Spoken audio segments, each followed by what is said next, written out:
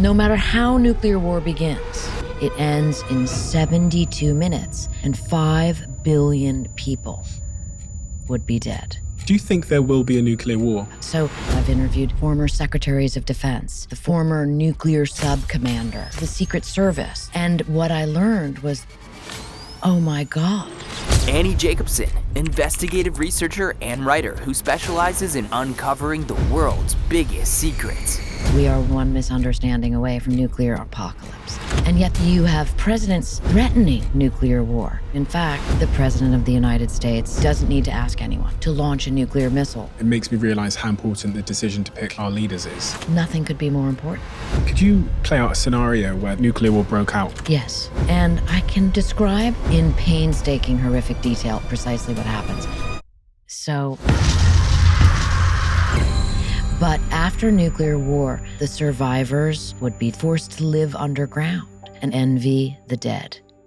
Annie, is there anyone you interviewed that brought you to tears? Yes, I met a woman who is a survivor of the Nagasaki bomb. And I haven't written about this yet. But someone I interviewed and someone that meant a lot to me wired that nuclear weapon that was dropped on Nagasaki. Can you speak about the impact that it had on both those individuals? And it's horrifying. Congratulations, Diary of a CEO gang. We've made some progress. 63% of you that listen to this podcast regularly don't subscribe, which is down from 69%. Our goal is 50%. So if you've ever liked any of the videos we've posted, if you like this channel, can you do me a quick favor and hit the subscribe button? It helps this channel more than you know, and the bigger the channel gets, as you've seen, the bigger the guests get. Thank you and enjoy this episode. Annie, you wrote this book about nuclear war and published it in March 2024. The timing of this book seems to be a little bit coincidental when I look at what's going on in the world at the moment. Why did you write a book about nuclear war? And why did you write it now? As an investigative journalist, before Nuclear War, a Scenario, I had written 6 previous books, all of which are about the military and intelligence organizations in the United States, DARPA, Area 51, always the Pentagon, the CIA, that's my beat. And think about how many sources I have in each book, 100 or more. How many, covering all the wars, by the way, since World War II. All these intelligence and military programs, intensely kinetic. And think of how many people said to me with a kind of pride, I dedicated my life to preventing nuclear World War III. That's always the idea in the Defense Department and in the CIA. We are there to prevent nuclear war. And so during the previous administration, former President Trump, there was this presidential rhetoric going on. You may recall, fire and fury. Trump and the president of North Korea, the leader of North Korea, threatening this kind of thing. And I, like many, I'm sure, began to wonder, my God, what if deterrence, another word for prevention, fails? And that is the question that I put to all of those sources in the book. And that result is Nuclear War, a Scenario. What was your intention? I wanted to show in horrific detail just how horrible, just how apocalyptic nuclear war will be. Because I think many people have forgotten or don't know to begin with the consequences of a nuclear exchange. As I show in the book, almost certainly, if a nuclear exchange happens, and we're talking strategic ballistic missiles, it will not stop until the world ends. And we're talking about in seconds and minutes, not in days and weeks and months. That is astonishing. When did you start writing the book? When was the first word written? So probably during COVID was the first word written.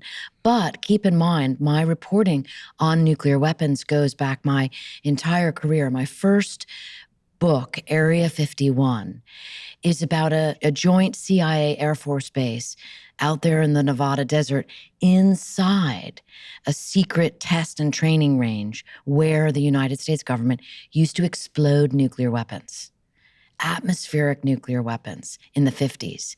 And so when I was reporting Area 51, I wound up, quite literally, I did not intend to, but I wound up interviewing the people who armed, wired, and fired those nuclear weapons, early Manhattan Project members. And that was kind of my B story of Area 51. And what I learned was like, oh my God. And I was also surprised to learn that most people didn't even know the American government, set off 100 some odd atmospheric nuclear weapons in the desert in Nevada, testing them. So my reporting, to answer, that's a long-winded answer of, I've been on this issue peripherally, for years, for more than a decade. But the idea in this book, the word one, as you asked, was like, once I understood that nuclear war is a sequence, it begins the first fraction of a second after detection, then I could see clearly, oh my God, it's a ticking clock scenario, because it just all happened so fast. I ask that again because, so if you started writing the first word of the book on nuclear war in COVID, sort of 2020, 2020, roughly? 2021? Around there. Yeah. 2021, yeah. Since then, things have escalated around the world in terms of conflict in a way that I imagine you couldn't have forecasted. And even, it's almost ironic that in the month that your book was published, Putin moved nuclear weapons into Belarus. And the rhetoric, and he started saying that he would use them. And if you look at the terminology him and his commanders are using towards the world, it seems like we're at a moment that I haven't seen in my lifetime where the subject of nuclear war seems to be more real than ever before. You're absolutely right. And that is astonishing because in 2021, when I began the interviews, people were forthcoming with me. As you know from the list of sources, I've interviewed former secretaries of defense, former nuclear sub commander, former Stratcom commander, former FEMA director, former cyber chief. And a lot of these individuals shared with me in 2021 this idea that, wow, the world has kind of forgotten that the nuclear threat is always there. And so over the course of reporting and writing, you're absolutely right that the geopolitical temperature of the world has escalated to a point that you have not seen in your lifetime and I haven't seen in my lifetime. Setting the stage even more, we talked about how possible nuclear war is. But one thing I learned from reading your book, which actually surprised me, was that it doesn't take thousands of people to agree on a nuclear war for it to begin. In the case of the United States, it only takes one person to make that decision, which I found quite unnerving, that there's one individual that could theoretically make the decision that would destroy the earth. You're absolutely right. And this kind of thing is surprising to almost everyone. One of the things that I strive to do in my reporting is take very complex science and technology, military issues, and simplify them down for the layman, just for the average Joe or the average Jane. And I do that by interviewing the really smart, really knowledgeable people on those subjects. I have two things going for me, perhaps as an investigative journalist, that help in conveying the story, is that I'm not a scientist. And so I can ask questions that the average person would ask, like really try and help me understand this, whatever this is. And then also that I have a real interest in making what is conveyed to me make sense to other people in their lives, right? So, and also perhaps make them realize, I never even stopped to think about the fact, how strange is it that the United States president, this is what you learn in the book and you're talking about, the United States president has sole presidential authority to launch a nuclear war. What does that mean? It's exactly like it sounds. What's so interesting is a lot of this stuff, this nomenclature that gets thrown at you, if you just break it down, it's solo, presidential, he's the POTUS, authority. He doesn't have to ask anyone for permission. Not the SecDef, not the chairman of the Joint Chiefs of Staff, not the Congress. I love the worried look on your face in this moment because it is, once you know that, you say, well, first you might Google, is it really true? And you will get, for example, on Reddit, like, that's not really true. You'll get like hundreds of thousands of people, coming in with their opinions about how that's not really true. Well, it is really true. It's absolutely true. And in fact, during the former President Trump administration, Congress became so sort of, I want to say motivated or alarmed by this issue, meaning they were being asked questions by the powers that be. Is this actually true that they released a report stating specifically, and I quote it in the book, yes, it is true. As commander-in-chief, the president has this sole authority. He doesn't need to ask anyone. And hopefully, sort of my bringing sort of concepts like that to the fore right away, the reader can then become engaged and they say, well, that's weird. Why? And then I can give you a very simple answer without necessarily taking you through the whole history of presidential authority, but it has to do with the ticking clock of it. And I explained to you right away that a ballistic missile travels from one continent. It's called an ICBM. People have heard of that. Intercontinental Ballistic Missile. Again, exactly like it sounds. It can travel from one continent to the next in roughly 30 minutes, carrying a nuclear warhead to strike a target. Once you realize, wait a minute, there are only 30 minutes. This isn't like, hey guys, should we go have a war in Iraq? Let's discuss this. Let's debate this. Let's take it to the Congress. There is a ballistic missile, sir, coming at the United States, and you must act. And that's why, in the simplest layman's terms, sole presidential authority exists. So let's define then what these weapons are.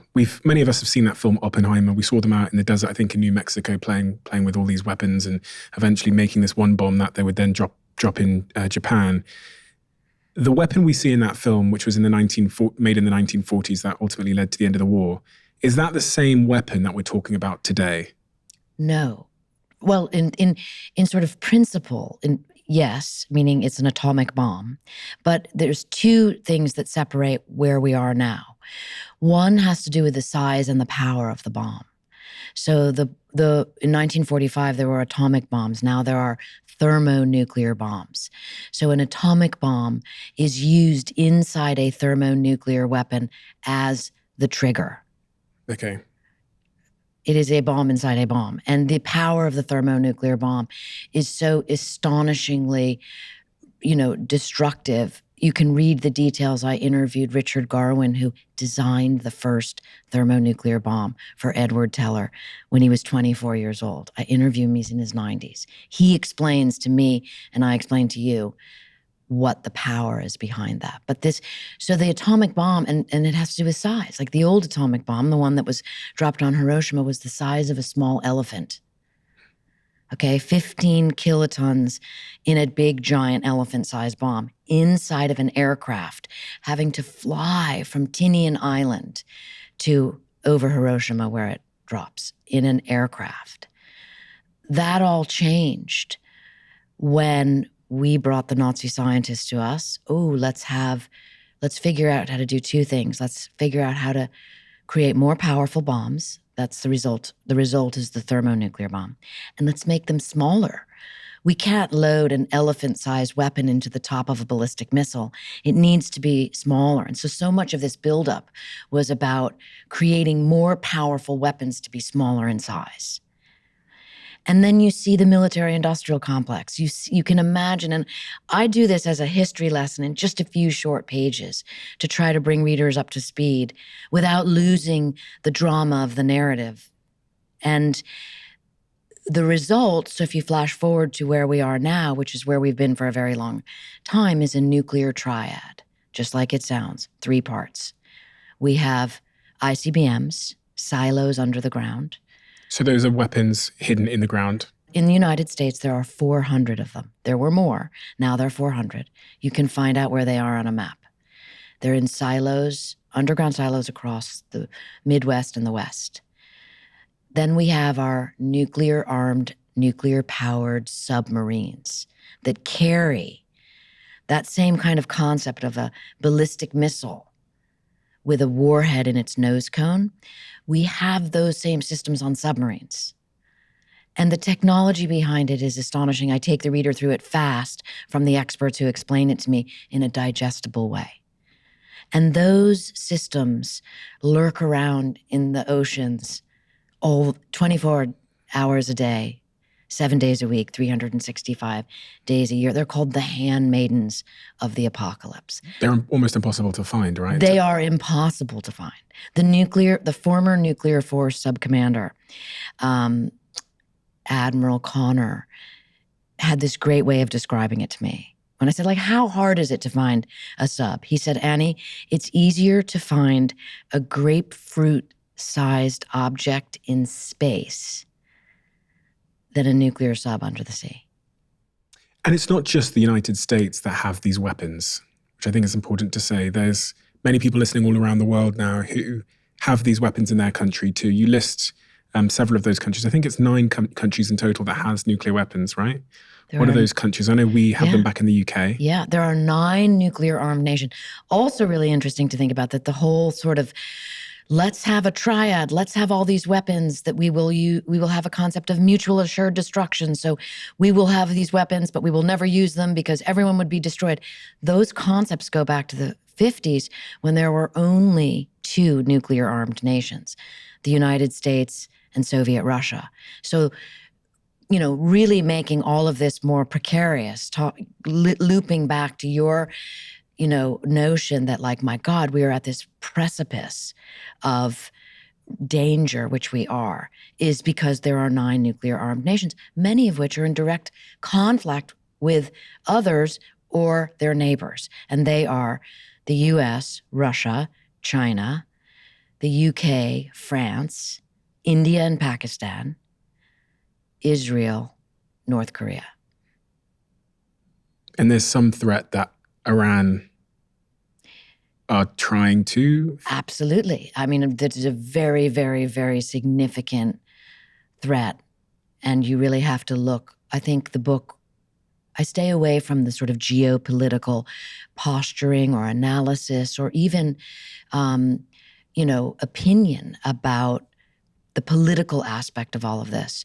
But I think readers get to take and have, because I have read a lot of the responses and had a lot of really interesting conversations since the book published a month ago. But yes, you can take away what you think about the fact, my God, you put a 10th nuclear-armed nation in here. That is Iran. How more destabilizing is that going to be to safety and security? And when I look at the list of countries you've written about that have these nuclear weapons, the US, Russia, they're both basically in proxy wars at the moment with obviously the war going on in Ukraine. Think about Pakistan and India, Israel and Iran. They're both at conflict, throwing different missiles at each other and drones at each other at the moment. The UK and France are obviously part of NATO, so they're kind of sucked into the whole Russia-Ukraine, US conflict that's going on, that proxy war there. These countries right now, many of them, I think the majority of them, are involved in a direct war or some form of proxy war as it is. And with many of these wars, it's hard to find the way that it ends, the way out, the kind of golden bridge, because Ukraine aren't going to relent. So Russia aren't going to necessarily decide one day that they're going to lose the war. That would cause significant ramifications for Putin, his reputation, and Russia as a whole. The US can't let Ukraine lose for a variety of geopolitical reasons. And then at the same time, all of this conflict started in Israel following the attack in Israel, which has sucked Iran in much of that region. It all seems like, these are the countries right now that are involved in the conflict that is scaring many of us in a significant way. And if all these countries operate in a similar way, where there's one individual that can make the decision to release those weapons It is quite scary. The UN Secretary General said recently that we are one misunderstanding, one miscalculation away from nuclear Armageddon. And so the scary part of it is that when you look at that sort of verbiage, right? When I talk about, nuclear Armageddon, nuclear apocalypse, nuclear holocaust, those are words out of the mouths of some of these leaders. So there is a very clear notion that if nuclear war starts, it ends civilization. That is almost certainly known among the leaders. And yet, you have people like the president of Russia and the president of the United States and the leader of North Korea throwing around threats and terms. The leader of North Korea recently accused the United States of having a sinister intention of provoking nuclear war. I mean, that is a provocation on top of a provocation, embedded in. But to your point, what's the point of being scared? Well, the point is to realize that passivity is not necessarily the answer. That your knowledge of this situation leads to change. That's just the history of civilization. But one of the things that it did make me think when I realized that there's one individual in the United States where we are now who can make that decision, and that there's basically like someone following the president with a briefcase called it's like the football or something. Yes. What is that football for people that don't know? Yeah.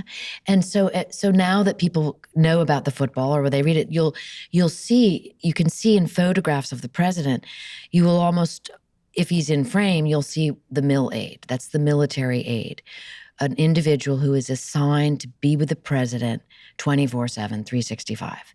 And inside the football, it's called the emergency satchel, are two important things. There's instrumentation that allows the president to be identified as the president to the National Military Command Center, which is the nuclear bunker beneath the Pentagon. Okay? So it's a call and response authentication. And then there is something called, colloquially, the Black Book. And it was told to me the reason it's called the Black Book is because it involves so much death. And what the Black Book is a list of nuclear strike options for the president to choose from. And so once the president is notified that a ballistic missile is coming at the United States and he has to make a decision about a counterattack, he must look quickly because, as you learn in the book and as I learned from presidents, there is a 6-minute window of decision-making. And so there's no time for a roundtable discussion. There is a list of options that has been pre-prepared for the president to choose from. And I interviewed for the book someone who actually was responsible for some of those decisions in the 80s. And he described to me in appalling detail what it was like to have worked on this in the Pentagon, like worked out numerically different targets and why they would be targets in said strike X, Y, Z, or Q against said nation. And then later seeing the Black Book and realizing the sort of transmutation of that information to what was described by the only mil aide who's ever gone on the record speaking about this as essentially like a Denny's menu list of options. And so you understand that this list is so watered down into strike options, and there is so little time that the president, in essence, has really no idea what he's striking and how many millions of people will be killed. When I hear that, it makes me realize how important the decision to pick our leaders is. Something I didn't realize before. Nothing could be more important. And yet I learned in the book, and I'm talking about from former secretaries of defense, people very close to the president, that most presidents are ill-informed about their role as commander-in-chief in a nuclear war and it was said to me, most don't want to know. And again, so this brings us back to that paradox of deterrence. The original question I asked in writing and reporting this book, what if deterrence fails? Deterrence is this idea, we will have so many nuclear weapons pointed at the other side, they will have so many nuclear weapons pointed at us, no one would be insane enough to let any of them loose. That's how we all stay safe. Another way of saying deterrence is more nuclear weapons make us more safe. You can decide if you think that's a little Orwellian. But that is what exists. Okay, so with that in mind, we should really be doing mental checks on our leaders every 3 months, because we've all probably had an experience with someone who's had a episode, and I'll leave it at episode because there's a variety of different types of episodes one can have. And I was thinking, well, if the president just has a bit of an episode and gets a little bit paranoid or, sort of has a little bit of a schizophrenic paranoia, which can happen to people for a variety of different unpredictable reasons, then that president could potentially make a decision to end the planet. And there doesn't seem to be a defense mechanism to stop him doing that or her doing that. You're reminding me of a famous story when Nixon was president, and it was during the Watergate scandal. He probably knew the end of his presidency was near. And he was very drunk one night, and he began to threaten, or rather, he just began to talk, in this sort of extremely verbose, drunken manner about how he could end the world or kill tens of millions of people with the push of a button. And it is said that Kissinger called up the military and said, if the president orders any kind of a nuclear strike, talk to me first. Really? And do you think that would have happened? I mean, it's hard to know, isn't it? All of these stories, unless they come out of the mouth of the individual who actually said that, are in essence stories. So there's an element of truth to them for sure. The actual command and control, who's going to follow the rules, people ask me that question often. And I took that exact question, I think people have a naivete that if you're in the nuclear command and control, whether you're a missileer in an underground silo or a submariner on a sub, that you might, when you get this command, suddenly have this heart, like in a Hollywood movie, have this moment where you say, my goodness, I'm going to save the planet rather than destroy it. I put that question to Dr. Glenn McDuff, the historian at the Classified Museum at Los Alamos, the one you and I can't go see. And I said, do you think that could happen? And he said, Annie, you have a better chance at winning Powerball than betting on someone in the nuclear chain of command and control to defy orders. And I said, why? And he said, well, you are trained to follow orders. I spoke to a CIA agent, or should I say a former CIA agent called Andrew Bustamante. Might have seen him, he does some podcasts. And after speaking to him, I completely agree, because as he said, he was trained to, basically he was selected and trained on the basis that he would follow orders in that moment. And they even do drills to make sure, dummy drills to make sure that they're prepared, I guess psychologically, to follow through on those instructions. It made me think as well that what if the president's dead? What if the president is hit by a nuclear weapon from another country and now they can no longer make the decision? Is the decision deferred onto somebody else? Well, I take the reader through that precisely because those are the kind of questions that I had to ask of my sources as I was reporting this. On the one hand, as I was learning what happens in the seconds and minutes, after a launch is detected, because we have a satellite system that detects the launch of a nuclear weapon in under a fraction of a second. But it's not always very trustworthy. This is why I'm concerned. Ours is very trustworthy, as far as I understand. It's called SBIRS. It's built by Lockheed, and it's astonishingly powerful. Other nations do not have that same kind of technology. Because I was reading about the sort of historic mistakes that were made. Sometimes people thought there was a nuclear bomb or a strike coming, and it was actually just a bunch of swans. Absolutely. So I was a little bit like, these are, this is the one miscalculation, one misunderstanding away from nuclear Armageddon. What are those instances from history where the nuclear detection system was triggered and someone in some country decided not to follow through on a notification? I think the most interesting stories that I report come from the person who is an actual firsthand witness to it. Because what often happens is the telephone game, whereby one person tells the story and then you add a detail. So I write about a couple of them in the book, but one of them came to me firsthand, and I'll share that with you, which was former Secretary of Defense Bill Perry.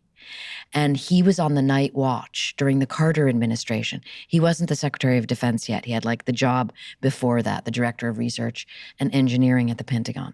But it was his night watch informed the president job.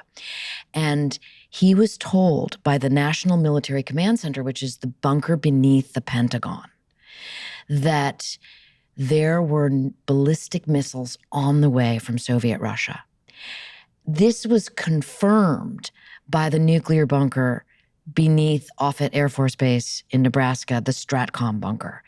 And not only were they intercontinental ballistic missiles flying at the United States, but they were sub-launched ballistic missiles coming at the United States. And it was a massive mother lode of warheads.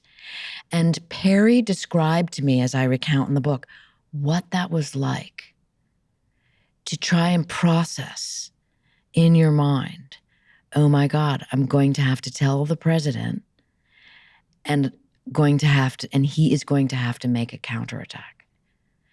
And within a matter of minutes, he got word that it was a mistake.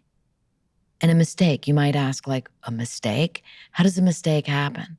What he told me was that it was a VHS tape, a simulated war game, a simulated attack by the Soviet Union against the United States.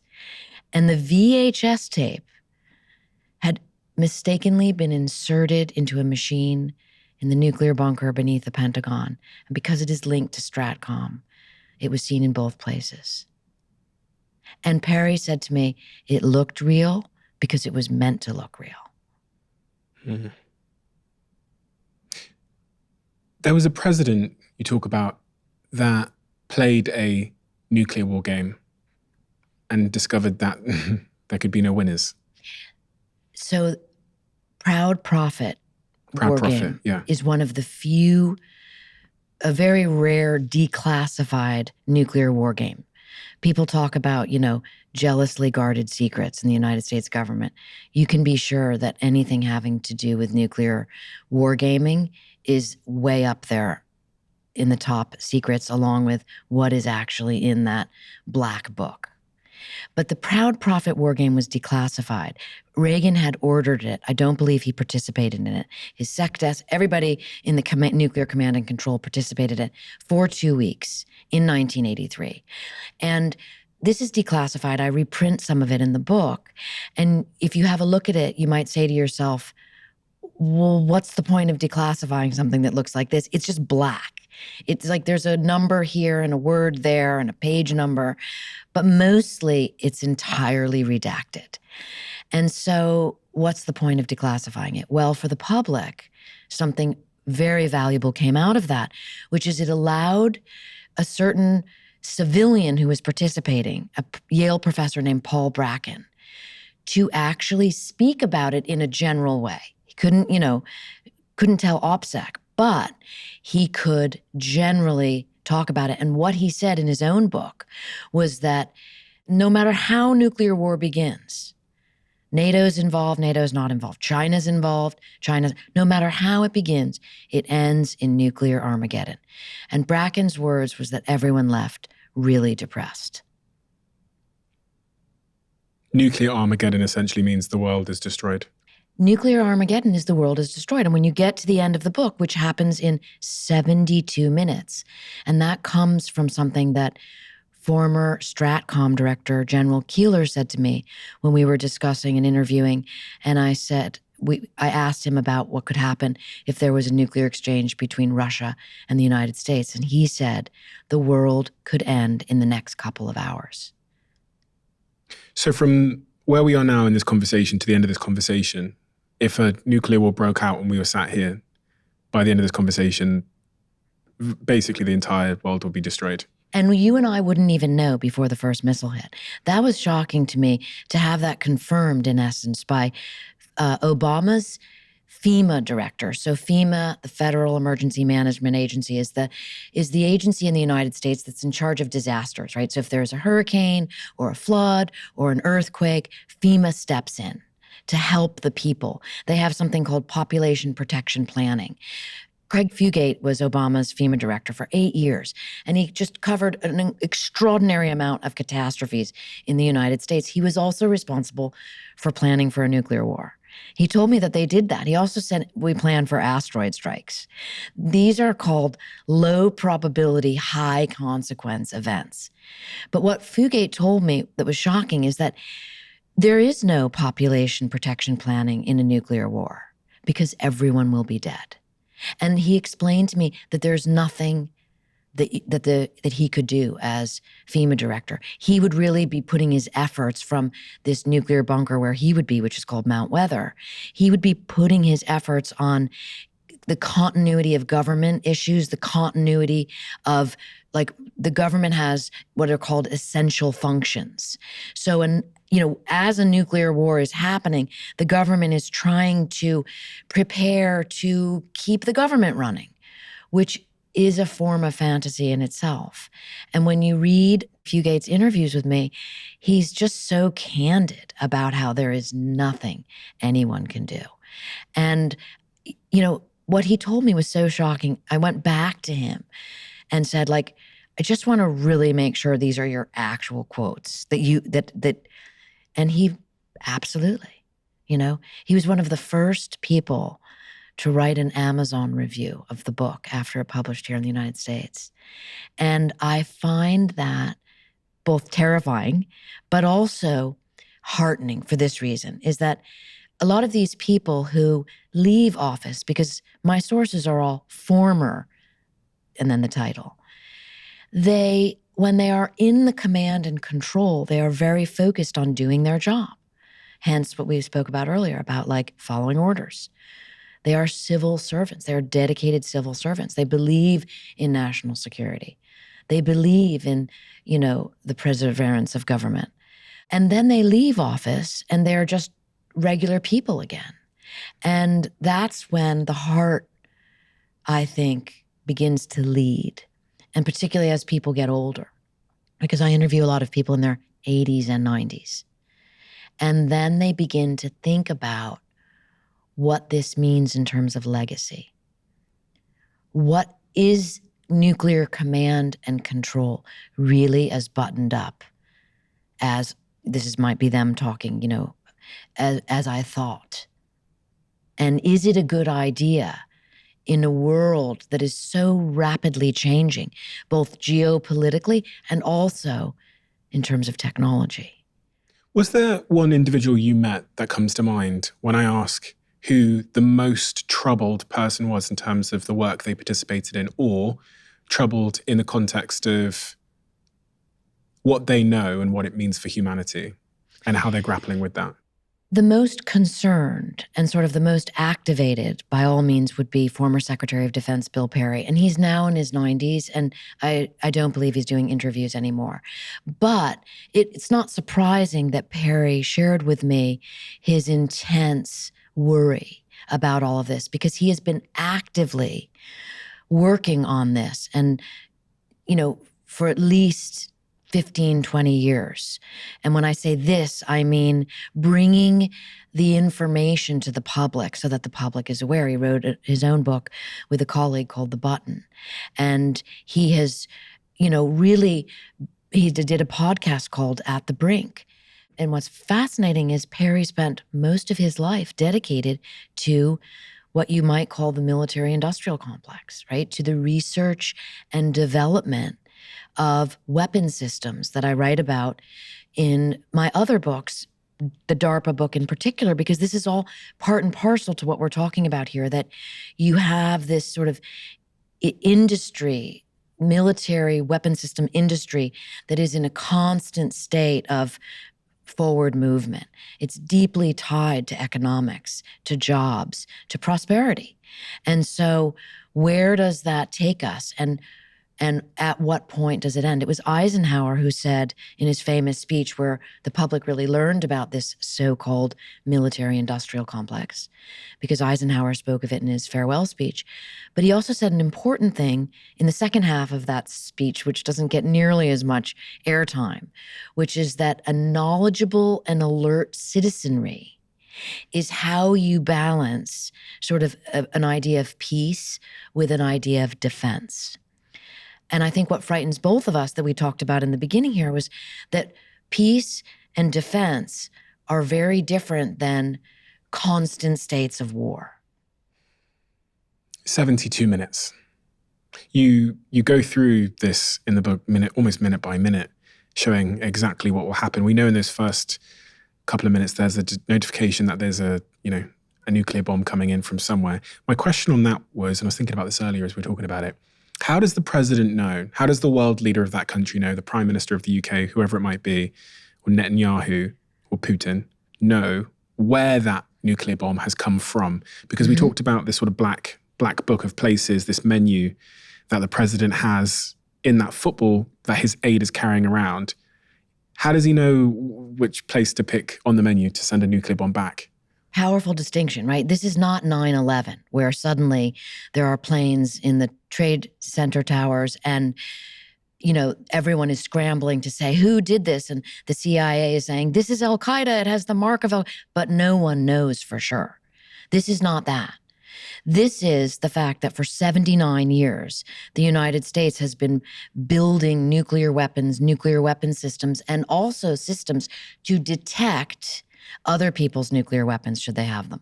Okay? But what if those submarines? Okay, so good point on the submarines, but we have a set of satellites called SBIRS, which are parked. Now, I'm only when you said how would Netanyahu know? How would the president of Russia? That is a different scenario. What I am talking about is the U.S. president, because I have interviewed people in the U.S. Defense Department and the intelligence community. And the Defense Department knows precisely where a weapon comes from within a second of launch, because the SBIRS satellites can measure the hot rocket exhaust. So you imagine a rocket taking off, lots of fire beneath it. That is measured from 22,000 miles up in geosync. I mean, that is just a technological astonishment. And then there begins the data sent down to these various commands in the United States, the Aerospace Data Center, the Space Force, and they begin measuring the trajectory of the missile and figuring out where it's going to go. Like, it's not going to Moscow and it's not going to Guam. Those would be opposite directions. Is it going to San Francisco or is it going to the East Coast? That is learned in 100 seconds, approximately. Okay. Now, you are right. You cannot. If a submarine launches a ballistic missile, there's no way of knowing where that came from. Which is why, in the scenario, I have that happen, and it creates a whole other set of problems. What are those? I mean, what is the answer to that? Because I was imagining if the SBIRS system sees a nuclear bomb coming out of the Pacific Ocean, I mean, that could be Rishi Sunak. That could be the UK firing one at America. It could be, anybody. You are absolutely right that there is no way of knowing. And in the scenario that I chose, because I wanted to try to take the reader through a logical sequence, if you could even call any of this logical, because it's all, they call it MAD, mutual assured destruction. It's really madness. But you cannot know who launched that. So we just go for our enemy in that situation? I mean, do you know what I mean? Because that's what I do. You have a new task. You are going to write nuclear war, an even worse scenario. Well, because that's what you would do, right? If you're President Biden, your aide turns to you and goes, "Hi, President, there's a nuclear bomb heading our way." I go, "I know who did that." and you might start firing a couple of back at just the people that you assume would do it. And then they do the same. And the nuclear-armed submarines that are owned by Russia and China regularly come within a couple hundred miles of each coast of the United States, and you can assume the same about England. And how do we know this? Well, you can't see a submarine moving in real time, but you can track the submarine's movements after the fact, owing to a very complex system of underwater surveillance systems that we have in place. And there's a map that appeared in a recent Defense Department budget request to Congress, which I reproduce in the book, that shows just how close those submarines, those enemy submarines, get to the coast. And that reduces the travel time of a ballistic missile down to under 10 minutes. And so this idea that we really are living at the edge of apocalypse is not an exaggeration. The question is, how would this start? Why would this start? Again, read the scenario and you begin to realize this could start in, or have a discussion with you, and this could start in so many, the training test tape. I mean, and the real takeaway is asking ourselves is, why do none of us know about this? Or most of us, rather? There's so many ways this could start. And one of them obviously, again, has emerged front of mind for society since you started writing the book, which is artificial intelligence. Before I get to that, though, I really want to close off on this 72 minutes. I understand the first couple of minutes there. What does the person listening to this need to know about what happens in the subsequent sort of 60 minutes? There's a very fast process where the trajectory of the ballistic missile is being determined. And we're talking in the first minutes of the sequence because everyone is getting ready to tell the president. Because what they're going to tell the president is, sir, you need to choose a counterattack. That is called get the blue clock running. Does the president not get in some plane super quick? So we'll get there in a second, because that's right. where that's a decision tree problem. Okay. So everyone is working on figuring out the trajectory of the ballistic missile. And there is the first confirmation when you see it. And by the way, a ballistic missile cannot be redirected or recalled. Cannot be. Now, ultimately, the Defense Department will wait for second confirmation of that missile from a ground radar system. We have them around the world. The one in the scenario that would see it is in Alaska. It has to be able to see and confirm that missile is definitely coming this way. And that happens at around 8 or 9 minutes. And so the process in between that, everyone's getting ready to brief the president about a counterattack. And so in the scenario, the president learns around 3 minutes, and then they're waiting on the secondary confirmation. And in my interviews with the Secret Service, as I was reporting the book, interesting things would happen, exactly like your question, like, wait a minute, would the president be staying at the White House? So I, as the reporter, put that question to the former director of the Secret Service, who explains to me how there is a team called the Counter Assault Team. And that is the sort of paramilitary organization of the Secret Service that's going to always be there to move the president really fast if need be. And in this situation, they make a decision, we're moving him. If the target is Washington, D.C., or anywhere on the East Coast for that matter, we cannot have the president anywhere near ground zero. And their job that they are sworn to do is to protect the president. And so then you're going to have a bit of a stalemate, because the military command wants the president on comms to be able to give him counterstrike orders. That is what they want. And they can only get those orders from the president. But the Secret Service has a totally different agenda. And in my scenario, the Secret Service, considering they're the only ones in the room that are armed, win. They take the president out, and he flies out of Washington, D.C. in Marine One. Marine One being the helicopter. The helicopter and then I learned even more interesting details, like, okay, so in the scenario, the likely situation is that the electromagnetic pulse will really threaten the electronic system in Marine One, and it will be in deep danger of crashing. What is that for people that don't know? For people that don't know, an electromagnetic pulse is like a 3-pulsed sort of shock wave that essentially just zeroes out electronics. Imagine your house getting struck by lightning, a direct hit, and no surge suppressor. I mean, just It's all, the electronics go out. And that will almost certainly happen. Marine One is retrofitted against EMP attack, because they think about these things. But no one knows if it's going to really work. It's been tested in a chamber. So what you're saying, sorry, just to be clear, is that whoever's attacking the United States or another country would send an electronic pulse first. No, the pulse is part of the bomb going off. Okay. It's inherent in the nuclear explosion. Okay. And so even if you're getting the president out, if he's 7, 8, 9 miles, 10 miles out of ground zero as they rush, because remember, this is all happening in 30 minutes, under 30 minutes, as they rush to get him out of the White House, the EMP could seriously damage the Marine One. So the Secret Service people I interviewed explained to me that they would have a backup plan, which would be to tandem jump the president out of the aircraft with a parachute. They would strap the president onto them and jump out of the aircraft. Because at least there would be, the aircraft is going to crash if it gets hit by the electromagnetic pulse. So at least there's a better chance. Well, then you have to have, the mill aide has to have a parachute, because he's got the black book. And the special agent in charge of the president is definitely going to go. So then I learned that this incredible detail that there aren't parachutes in Marine One. So they have to go to the White House office to get the parachutes. You know, these kind of details, I believe, provide the reader with a number of things, like the astonishing understanding of how many different scenarios are in play all the time, you know, being rehearsed so that because we might have a nuclear war, at the same time that the messaging is we will never have a nuclear war.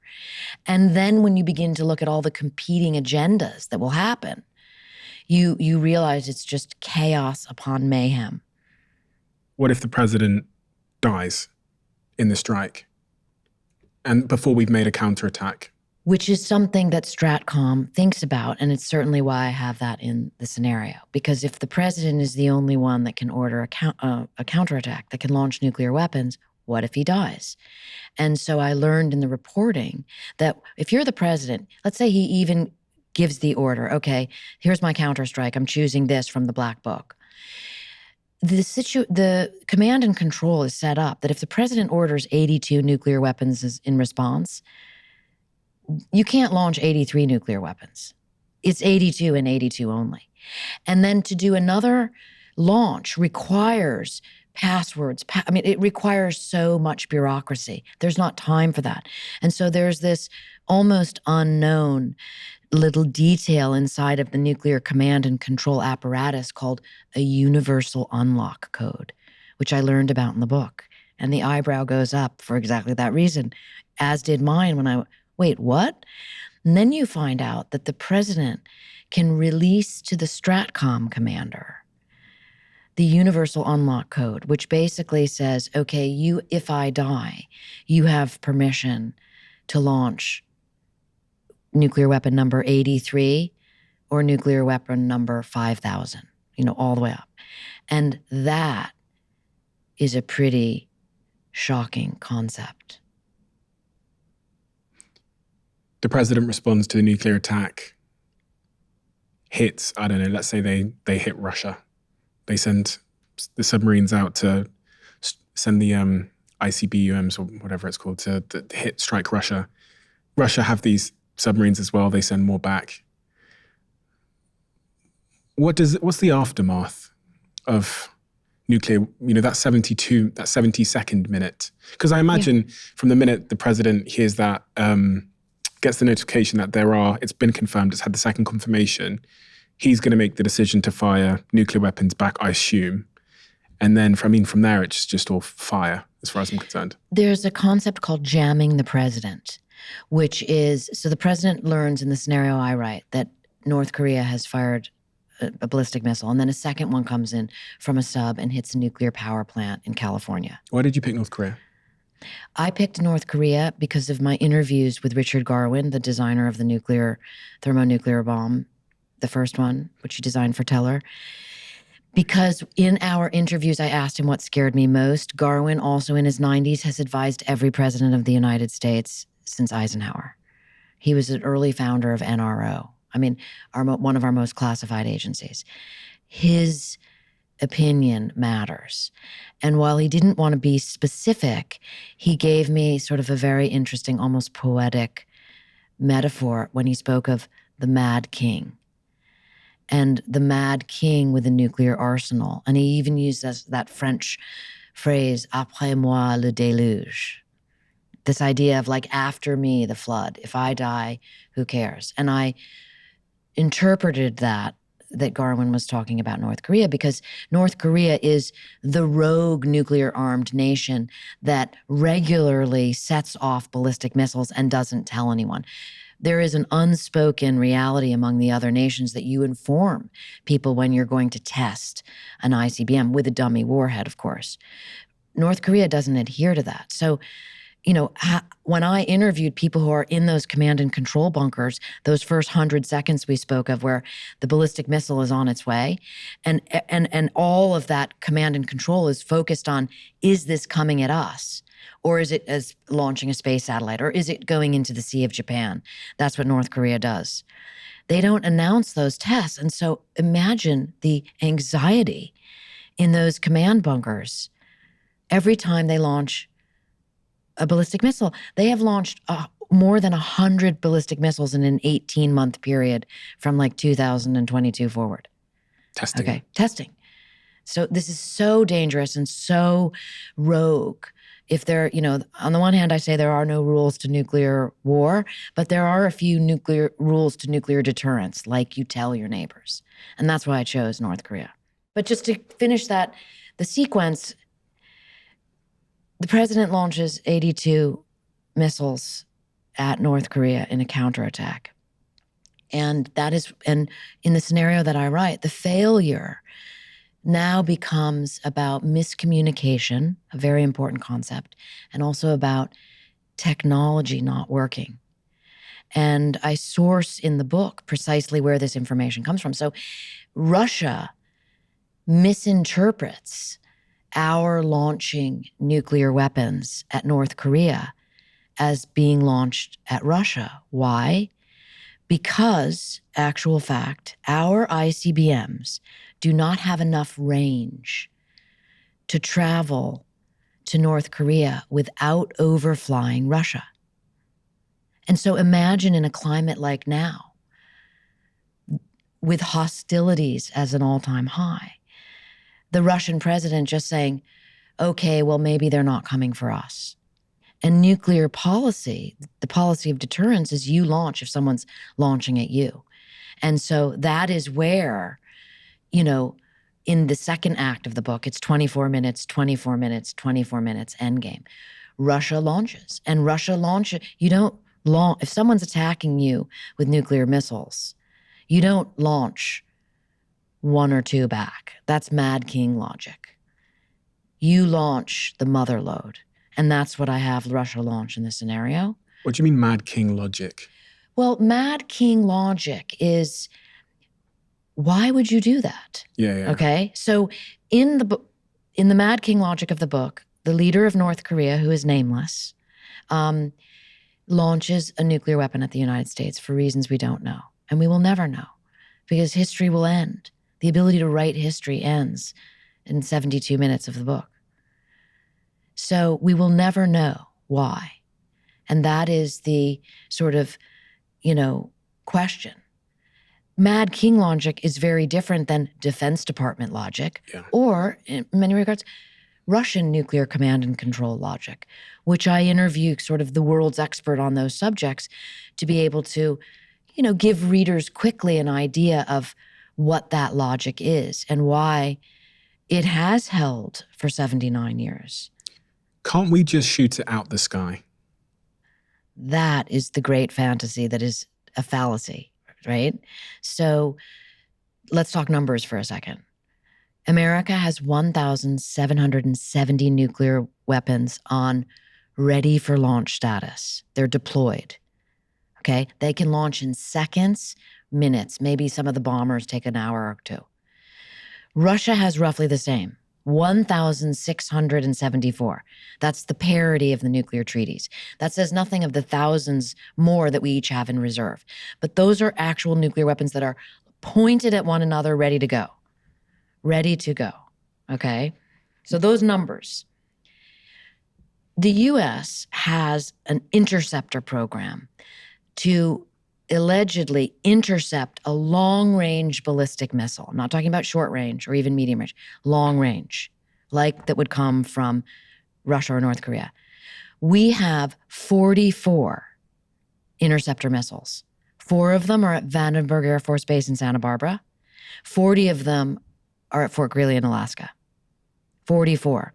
So if Russia has 1,670 nuclear weapons, how are our 44 interceptors going to go up against those? And that says nothing, by the way, and I get into this in sort of the little bit of the wonkiness. Inside a nuclear warhead, many of them are what are called MIRVed, which means they have multiple warheads inside of it. And so when the warhead unleashes, the multiple warheads go out along with decoys so that if an interceptor missile is coming at it, it greatly reduces the chance that the interceptor will be able to shoot it out of the sky. The way that it was said to me was like this. An interceptor missile, which is basically just like a small ICBM, right? It's a small it's a rocket. It is like trying to shoot a bullet with a bullet. That's a quote from the spokesperson at the Pentagon. One of them is traveling at 14,000 miles an hour, the ballistic missile, 14,000 miles an hour. The interceptor, the little kinetic vehicle inside of it that's going to hit the warhead, hopefully, is traveling at 20,000 miles an hour.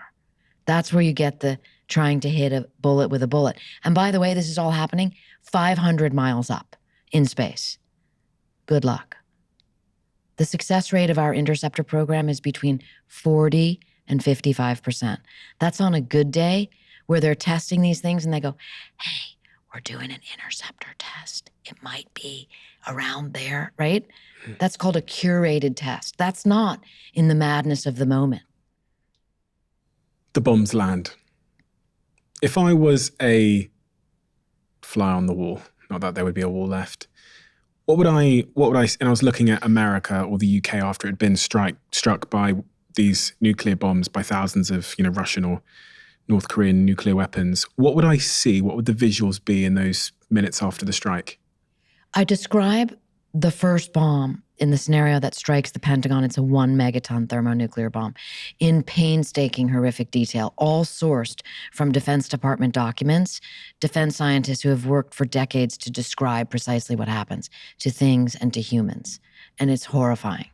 But on top of the initial flash of thermonuclear light, which is 180 million degrees, which catches everything on fire in a 9-mile diameter radius. On top of the bulldozing effect of the wind and all the buildings coming down and more fires, igniting more fires. On top of the radiation poisoning people to death in minutes and hours and days and weeks, if they happen to have survived. On top of all of that, each one of these fires creates a mega fire that is 100 or more square miles. And so essentially, in essence, what do you see? Well, in the scenario at minute 72, 1,000 Russian nuclear weapons land on the United States. And so it just becomes a conflagration of fire. It's just fire, fires burning, fires 100, 200 square mile fires burning. And then we move into nuclear winter.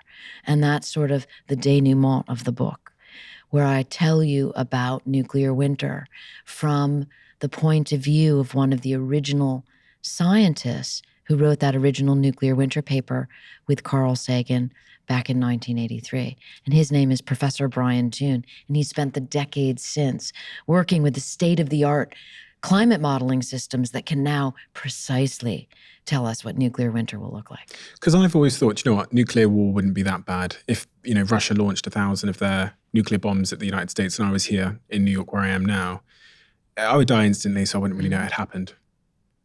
Is that true? I think you would want to die instantly. I mean, there's a quote from Nikita Khrushchev, the former premier of the Soviet Union, and he said, after nuclear war, the survivors would envy the dead. Because there is, right? There is this sense of if you survived, I mean, there is no more law and order. There is no more rule of law. There is no government. Craig Fugate made that very clear. The bunkers that the people in the military command and control centers would be in, let's say the secret bunkers, not the ones that are targets that Russia's going to take out, that I write about in the book, but the smaller ones, those are going to only function for as long as there's gasoline to run the diesel generators. And then those people are going to have to come out. And who's left? It's man returning to the most primal, most violent state as people fight over the tiny resources that remain. And by the way, they're all malnourished, everybody's sick, and most people have lost everything and everyone they know. How's that going to feel? It's going to feel, as you describe here on page 277, there are 1,000 flashes of light superheating the air in each ground zero to 180 million degrees Fahrenheit, 1,000 fireballs, each more than a mile in diameter, 1,000 steeply fronted blast waves, 1,000 walls of compressed air, 1,000 American cities and towns where all engineered structures in 5, 6, or 7 miles radius change physical shapes, collapse and burn, 1,000 cities and towns with molten asphalt streets, 1,000 cities and towns with survivors impaled to death by flying debris, 1,000 cities and towns filled with tens of millions of dead people, with tens of millions of unfortunate survivors suffering fatal third-degree burns, people naked, tattered, bleeding, and suffocating, people who don't look or act like people anymore. Across America and Europe, hundreds of millions of people are dead and dying, while hundreds of military aircraft fly circles in the air until they run out of fuel. I mean, that is some visual. How many people would be dead or dying, do you think, after those 72 minutes? Hundreds of millions of people die in the fireballs, no question. But the number that I think is very interesting to think about comes from Professor Toon and his team, who wrote a paper for Nature recently, 2022, and sort of updated nuclear winter idea based around food. And the number that they have is 5 billion people would be dead. The population of the planet currently is what, 8 billion? Yes. So there'd be 3 billion people still alive. Where shall I go to be one of the 3 billion? I was just in New Zealand and Australia. That's exactly where you'd go. Although, Good. according to Toon, I'm those going are the back on only tour. places that could actually sustain agriculture. I was there 2 weeks ago. Not even 2 weeks ago. It was maybe 10 days ago. I was in New Zealand and Australia. And at that time, I think Iran attacked Israel. Right. Yes. I was kind of happy. You were in the right place at the right time. I was Yes. kind of happy for where I was located. If I'm going to, and I was thinking, I actually remember I was talking to my friends and I pulled up a map and I was trying to see how far away I was from everything. I was thinking because World War III started trending on Twitter, I was thinking if it does break out now, I think I'm probably pretty well placed. Is that the place to be? Do you think? That is, according to Professor Toon. I mean, he was so generous with me. He shared a lot of his slideshows that he has for his students. And that is really pretty much what's left. I mean, because most of the world is, certainly the mid-latitudes would be covered in these, sheets of ice, the freshwater bodies. Places like Iowa and Ukraine would be just snow for 10 years. And so agriculture would fail. And when agriculture fails, people just die. And on top of that, you have the radiation poisoning because the ozone layer will be so damaged and destroyed that you can't be outside in the sunlight. And so people will be forced to live underground. And so you have to imagine people living underground, fighting for food everywhere except for in New Zealand and Australia. There was also another interesting detail that he shared with me that, 66 million years ago, an asteroid hit Earth and wiped out the dinosaurs and something like 70% of the known species. And Professor Toon compared nuclear war to that situation. And so when you really think about it, and again, this was also echoed by Craig Fugate, FEMA's director, you think about it, there's nothing we can do about an asteroid, at least not right now. And yet there is something. Nuclear war is a man-made threat, and therefore it has to be a man-made solution. What is the solution? I really believe that people motivate other people. It's like a fundamental truth on the smallest scale and on the biggest scale. And so there's one person who is incredibly powerful, and that is the President of the United States, for better or for worse. It's just the way it is. And so in the same way that the president has presidential sole authority to start a nuclear war, the president also has a very powerful pen with which he can write executive orders, an EO. And the story I tell on the hopeful note goes like this. When I was in high school in 1983, there was an ABC TV movie called The Day After. And it showed a fictional war between the United States and then Soviet Russia. It was horrific and terrifying, okay? 100 million Americans watched it. 100 million Americans. It was like the third of the population. And I think it was half the population then. President Reagan was one of those Americans. He had a private screening at Camp David. His advisors told him not to watch it. He did watch it. Before that, President Reagan was a hawk. He was pro-nuclear weapons. His position was the more nuclear weapons, the better. He was the one putting nuclear weapons in space with the Star Wars program, the SDI program, okay? He couldn't have been more pro-deterrence supremacy. He saw The Day After, and he changed his position. He wrote in his White House journal that he became greatly depressed, his words. And he reached out to Gorbachev. And then they had a Reykjavik summit, a summit in Iceland, Reagan and Gorbachev.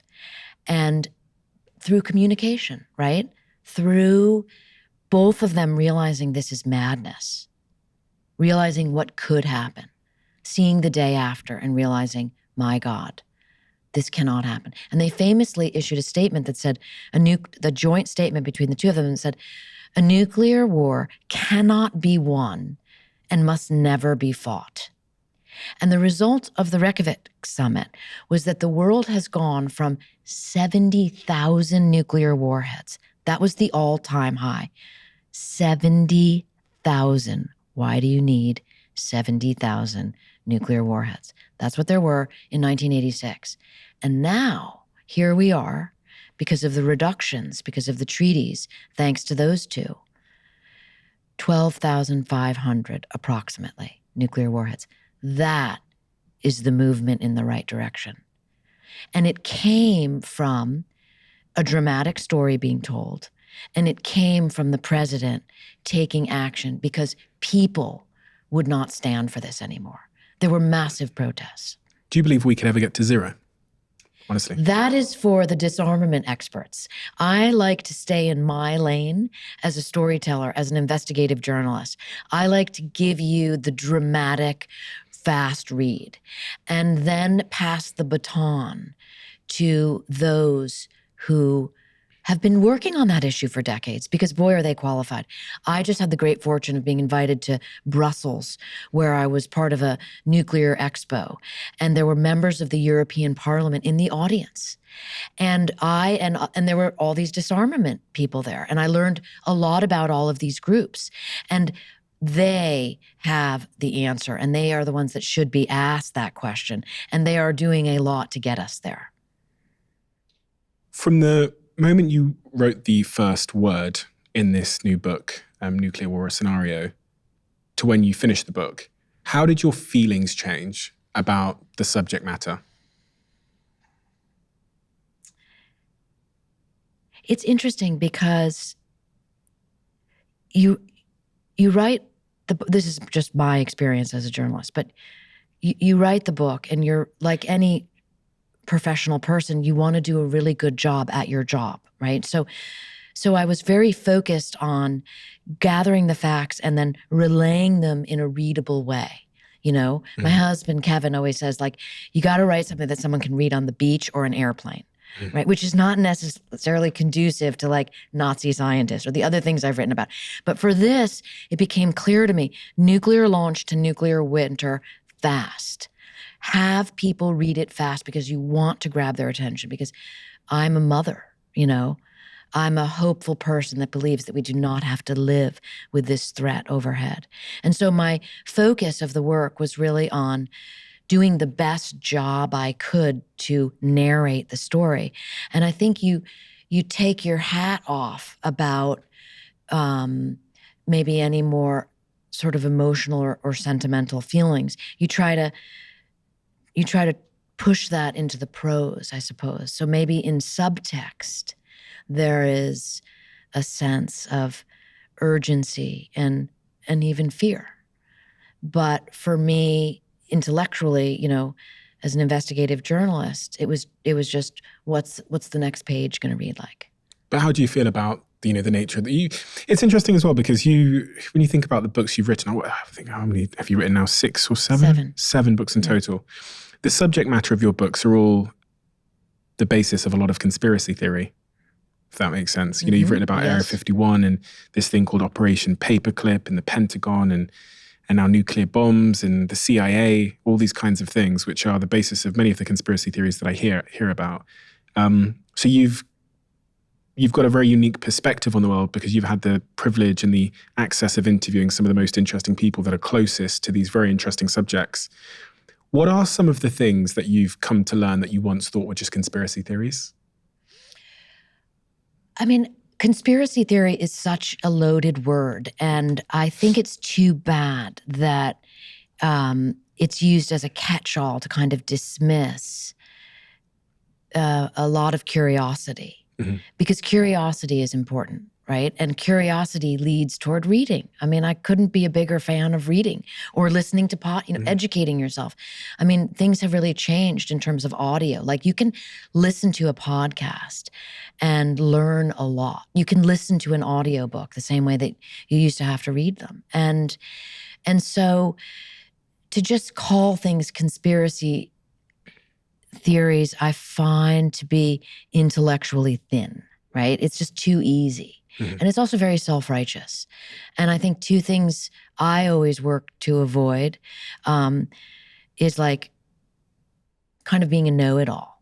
And I am around a lot of know-it-alls because people who become experts in subjects and maybe they don't get as much attention as they think they deserve tend to become a little bit of self-righteous know-it-alls. And so I have to wind my way through that world because what interests me are subjects that make me ask the question, why, right? Like, why does no one know about Area 51? Why is Area 51 so secret? I mean, when I wrote the book Area 51, the word Area 51 was still classified. Really? You couldn't say it. I went to the CIA and I was told by my minder, if you say a certain word and number, you will be asked to leave. It was classified. It only became unclassified when President Obama spoke about it publicly. Oh, really? He just mentioned it, and then it was unclassified, right? And so to answer your question, I find it really interesting tackling subjects that are in the zeitgeist that people are interested in, and then trying to unpack the truths and the fictions. But is there something you heard about? You heard a whisper about, and you thought that can't possibly be true. And then after doing a little bit of investigative researching and journalism, you discovered that it actually was true, and you were blown away. And I say that in part because I lived much of my life thinking that a lot of these subjects, Area 51, the CIA, this idea that there's all these spies and they're doing all of this stuff, and I thought a lot of it was just internet rumors and, certain people who have, they have like the silver foil on their heads and they're just like, whatever. And then I had the privilege of speaking to some people on this podcast and just out there in the world who confirmed that a lot of the things I once thought were tinfoil hat stuff is actually true. And once you have the curtain pulled back, it kind of blows your mind open to what else could be true. And I'm a person that kind of like needs evidence and logic, and I'm not going to believe something because I saw it on like a Instagram post or a story or a Telegram community. But my mind's been blown, especially over the last couple of years, about how some of these things that people consider to be conspiracy theories are actually very true. Have you had those moments in your career? Oh, absolutely. But I mean, you can really drill down on this stuff and figure out the thematic element of what's going on and then the specifics. And I'll give you an example. Like in Area 51, I learned about something called strategic deception, which is a CIA concept, okay? And this plays into conspiracy theories. And when you come across something, maybe having this information I'm about to tell you will help you go, okay, let me look at it in terms of these two lanes. So it goes like this. The CIA was building spy planes out at Area 51. The U-2 spy plane, which was going to spy on the Soviet Union in the 50s from above and figure out whether they were preparing for nuclear war. And the plane was built at Area 51 because no one could know about it. It flew at 70,000 feet. It was out of range of any surface-to-air missiles. I interviewed the first man who flew over the Soviet Union in a U-2, Hervey Stockman. And he took pictures with these massive CIA cameras that, came back to the agency. It was wet film and allowed the CIA to understand what was actually going on the ground in Soviet Russia. It was photographing military bases. So the spy plane was being built and it was so secret, like only the president knew about it. At the same time, nuclear weapons were being exploded next door, right? So Area 51 and then over at Area 23 was where the bombs were going off. And I was interviewing all the engineers who were building the spy plane. And Bob Murphy was one of the lead engineers, and he told me this story about strategic deception. So he and others would go to the ranch, that's what they called Area 51, then they'd fly back to Burbank, California, where they all lived for the weekends to be with their families. And they would take this shuttle back and forth. And one day, they went to a big party the night before, and Bob Murphy got drunk. He was not a guy who gets drunk, but he got drunk. He missed the shuttle. And he was like, oh my God, I'm going to lose my job. I'm in trouble. And he opens the doors, how he described it to me, to go out and deal with this. And there's an FBI agent about to knock on the door.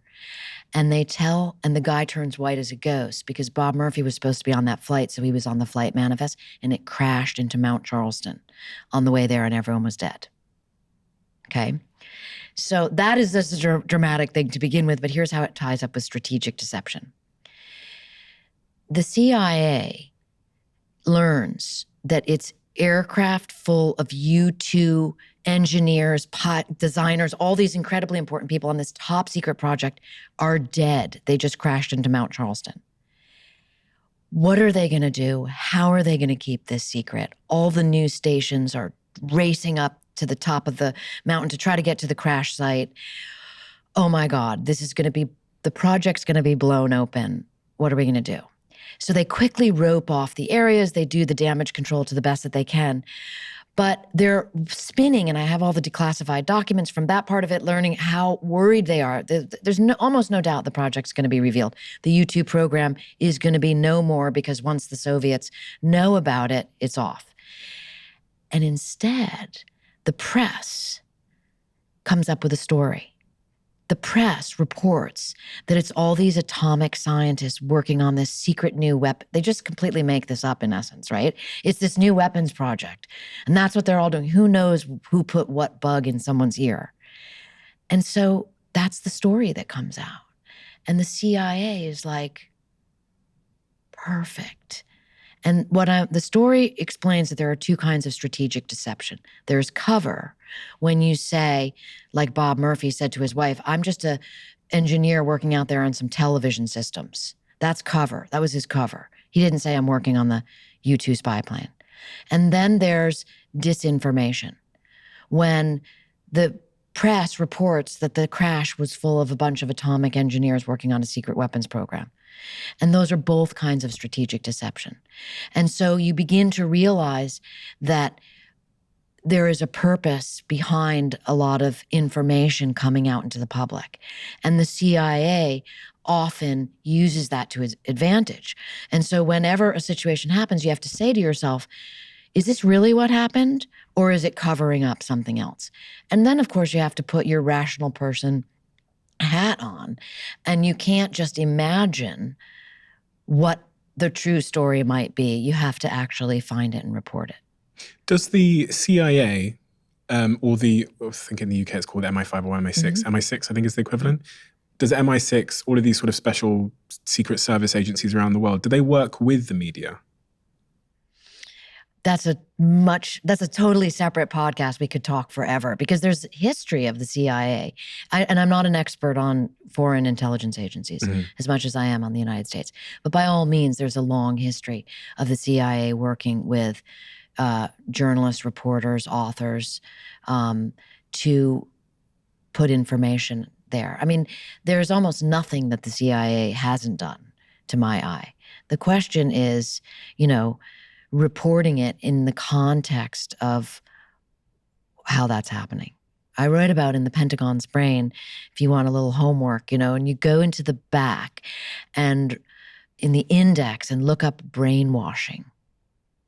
And there's a long story where I explain exactly how this happened in the 50s with what ultimately an element that became known as the MK Ultra program. Okay, so like MK Ultra was a real program and it had a lot of sinister components to it. Is it everything that, certain groups of people that sometimes get called conspiracy theorists say that it was? No, but there are threads of truth in it. And if you reverse engineer the brainwashing concept from the back, you will see what I'm talking about. And I think it's a very interesting story because it actually involves the head of the CIA, a guy called Alan Dulles, and his son who got brain damaged in Korea, whom I tracked down and interviewed for that book. Spoiler alert. What happens? Which part? I mean, which part? I'm so compelled by the whole idea of the CIA because we had someone here recently talking. We had Andrew here recently talking about what goes on at the CIA, and I think one of the things he said to me is that the role of the CIA has changed over time, and once upon a time it was more capable of doing more things. And by the way he described it, it sounded like the CIA has less powers and can do less of the things that it's been accused of in the past. I think it's been accused of killing the president here by some people, or being involved in the assassination of one of the presidents here. And does the CIA report directly into the president? The CIA features in almost every one of my books. The most sort of comprehensive look I did at the CIA was a book called Surprise, Kill, Vanish, which is about the CIA's paramilitary. And once I reported that, I understood that there are actually two very distinct components of the CIA. There's the sort of Central Intelligence Agency, the primary human. It's called human intelligence. And there's analysts and there's espionage. And then there's the paramilitary organization, which was set up in 1947 specifically to go against the Russian version of itself, sort of to do the darkest, dirtiest, nastiest operations that we had to because the Russians were. And so, the CIA is a giant organization with a lot of tentacles. And I think it's important to speak, at least for me, having reported on many of these different programs. Area 51 covers the aerial espionage element of the CIA, the science and technology. The CIA was responsible for putting the first satellite in space, the Corona program. Dr. Bud Whelan, who I interviewed for Area 51, remarkable intelligence, surveillance, and reconnaissance programs. And then you have the paramilitary operators, the trigger pullers, the snake eaters, the individuals who, find, fix, and finish people. That's a euphemism. The teams that do that. But I prefer to speak very specifically on programs because I find it's the most it's the most responsible or the most factual way for me to stick to a certain lane of the agency because it is so vast. Once upon a time, if you had a business idea, it was exceptionally difficult to get going. But now, in the age of Shopify, it is exceptionally easy. As many of you will know, Shopify are a sponsor of this podcast. If you don't know Shopify, it's an exceptionally simple web platform for anybody that's got an idea that wants to transact on a global scale. So things like these conversation cards, which we sell, we've sold using Shopify, and it only took us a couple of clicks to get going. So why did we choose Shopify? For a number of reasons, but I think one of the big ones, which goes unappreciated, is their checkout system converts 36% better compared to other platforms. And here's what I'm going to do to remove the cost for you. If you go to shopify.com/Bartlett, you'll be able to try Shopify for $1 a month. I've seen Shopify completely change people's lives. And for many of you, I think it could change yours.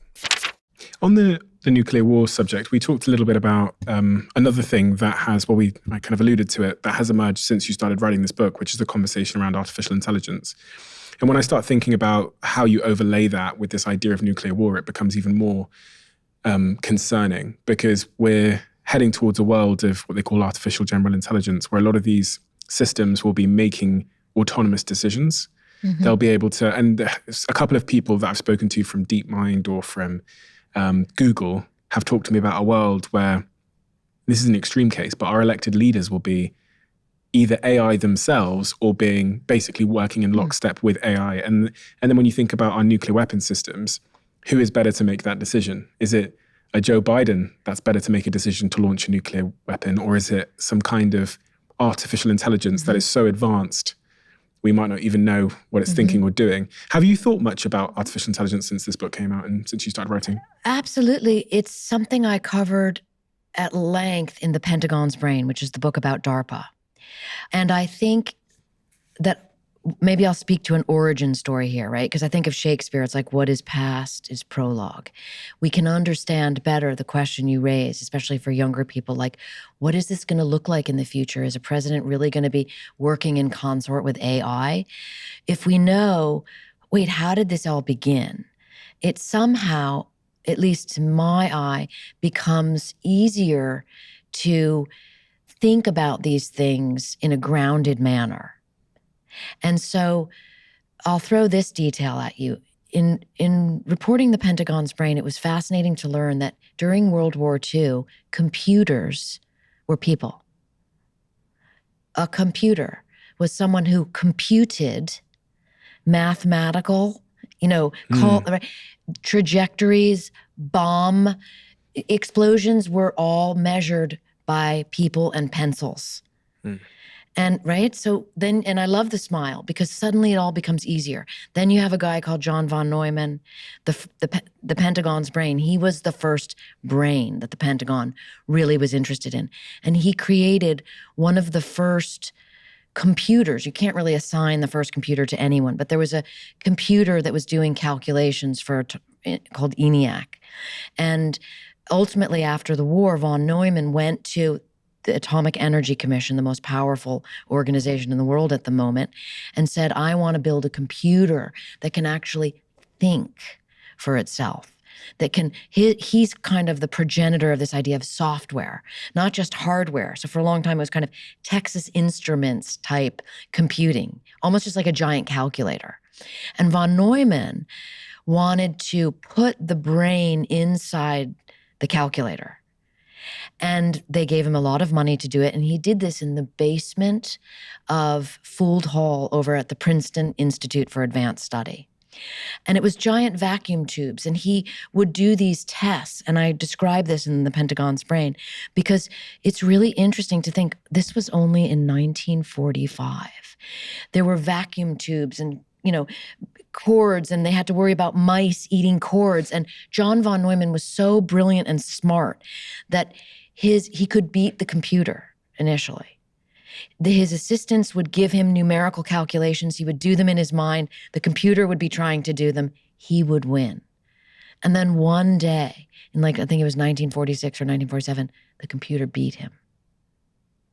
That was the moment that von Neumann realized computers just got smarter than me, than man.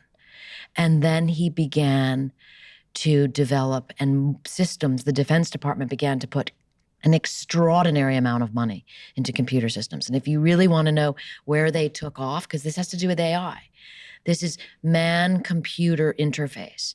The Defense Department hires a guy called Licklider to essentially shrink computers down from the size of a house to the size of this room, and think of what they are now. So the Defense Department has always led with artificial intelligence, which is computer-based. And when you can see that origin story, you can begin to understand where we're going. And AI had to have these the benefits of these military systems to develop, right? Like nanotechnology. Things had to start becoming smaller. And that all happens in that book. Not all of it, but in other words, you can learn in a sort of poetic manner the trajectory of computers and where they began not so long ago and where we are now.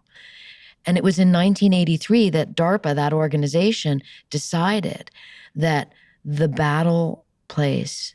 battlefield is no place for humans. That was a statement of its first robotic AI program. I went on ChatGPT a couple of months ago and I asked it, I said, could you play out a scenario where the world ends because an artificial intelligence basically gets leaked out of the computer that it was born on. And the scenario that it played out involved nuclear war because halfway, I think it was in step 3 or 4, it says that the AI basically takes control of the nuclear warheads, or at least some of them. And then it kind of launches them at other countries. And hearing ChatGPT say that, and in step 3 or 4, use nuclear weapons as a way to kind of make the world extinct, it felt plausible. Okay, so I'm going to push back against that, and which is by no means right. I'm not right, but we're just having a sort of theoretical conversation here. ChatGPT is gathering its information, right? So I would argue that ChatGPT has got a lot of information from the Terminator movie. Yeah. Okay? There is that in the zeitgeist of what happens. Then I want you to consider that the communication systems in nuclear command and control, which is actually nuclear command, control, and communication, the ability for NC3 to communicate with the actual weapons is so profoundly classified that I don't have access to it. But I'm going to give this to you as an idea. What I do know and learned reporting nuclear war scenario is a fascinating detail that stands as an analogy, at least for me, which is how analog our ballistic missile systems are because of the exact fear that you describe and that ChatGPT described back at you. And will they stay that way forever? Probably not. But are they that way right now? From what I understand, yes. Our submarine-launched ballistic missiles that are just so, the technology behind them, and I delineate it for the reader, it's astonishing that you can launch a missile from underwater. It can breach the surface. Its afterburners take off, and then it begins its trajectory, boost phase, mid-course phase, terminal phase, hits the target. This is incredible. And how does it get there? You might ask. I asked. It gets there by star sighting. Oh, really? So you realize there's this little panel that opens up in the ballistic missile. And there are other ways that it's navigating. But the primary mean of navigation is star sighting. Right? I mean, you just have to really stop and go, oh my, first of all, it's actually a really interesting concept that the most advanced, potentially civilization-ending ballistic missile is guiding itself to its target by this ancient concept, like that our hunter-gatherer ancestors used, which is looking at the stars. It's looking at the stars and then navigating using them. And that's meant to be a defense against a system, an enemy taking control of your nuclear weapons. The issue we have is that there's potentially 9 or 10 different nuclear powers, and they don't all have the same systems. So if we get to the point of AGI, which a lot of people almost see as the singularity, almost you can't see past that moment where there is a new being amongst us that is capable of thinking faster and more expansively and more intelligently than humans, and knows things we don't. I think it might look at our systems as child's play. Well, maybe not our systems, but maybe it'll look at North Korea's systems as child's play. It might be able to put that VCR into the system and play out the nuclear simulation that tricks those people into believing they're being attacked. Yes. And so, which is maybe time for the answer to your question of should we be at zero, right? Yeah. So what you have presented, which would be the whole point of somebody like me writing a book that somebody like you would read of a younger generation and begin having these conversations with their colleagues and their thought leaders and the people that could maybe influence public policy and saying, well, that would be a very good reason to have 0 nuclear weapons, or, everybody gets 10. I'm making that up, but right? Yeah. Because if you have 12,500 nuclear weapons, it's better than 70,000, but there's way too many for an artificially intelligent, trigger scenario like you're talking about. Are you optimistic? Optimistic about The future. I am an optimistic person by nature. And so. Do you think there will be a nuclear war in the course of humanity? I wrote this book as the optimistic, hopeful person that's saying, read this and realize that a man-made problem has a man-made solution. Earlier, you talked about there being high consequence and low probability.